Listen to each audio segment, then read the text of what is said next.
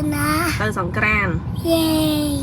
ថ្ងៃនេះគឺអូនទៅចូលរួមសង្ក្រាន្តនៅសាលារៀនប៉ុន្តែមុននឹងទៅដល់សាលារៀនគឺយើងត្រូវមកកាត់សក់បន្តិចឲ្យវាសង្ហាតិចសិនឥឡូវគឺអូនកាត់សក់ស្រួលណាស់អត់យំដូចពីទូចទេពីទូចឲ្យទៅលឺសំឡេងត្រង់ដឺដឹងតែយំផ្អើលហាឥឡូវគឺយើង dress up ហើយមកដល់សាលាហើយយើងថតរូបពីបិបោះលេងសិនមុននឹងយើងចូលទៅក្នុងមិនដែរអ៊ំពូមីសម្រាប់ឈុតអូនមកកាផ្លេនេះសំជាសុភាវកុមារាខ្មែរអត់គ្រាន់តែគេកលេចឃើញខាងក្នុងគឺគេស្រែកវ៉ាវមក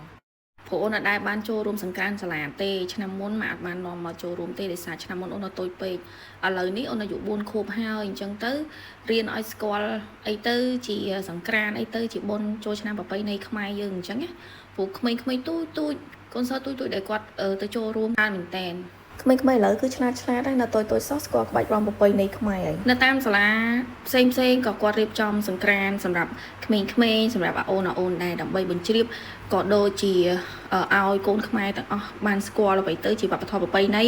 ល្បែងប្រជាប្រិយរបស់ខ្មែរយើងដែលមានតាំងពីជីដូនជាតាបុព្វបុរសខ្មែរយើងតាំងពីណាពីណីមកអញ្ចឹងមិនចាំបាច់ដល់ថាគាត់ធំចាំគាត់ស្គាល់ទេគឺត្រូវឲ្យគាត់ស្គាល់តាំងពីគាត់នៅទូចបែបហ្នឹងមិនតែប៉ុណ្ណោះសូម្បីតែនំខ្មែរក៏មានដាក់លក់នឹងតាមស្តង់នៅក្នុងសាលារៀនផងដែរអញ្ចឹងមានន័យថាមិនមែនតែសិល្បៈមិនមែនតែវប្បធម៌ប្រពៃណីខ្មែរសូម្បីតែនំចំណីអាហាររបស់ខ្មែរក៏ត្រូវបានយកមកដាក់លក់ដែរ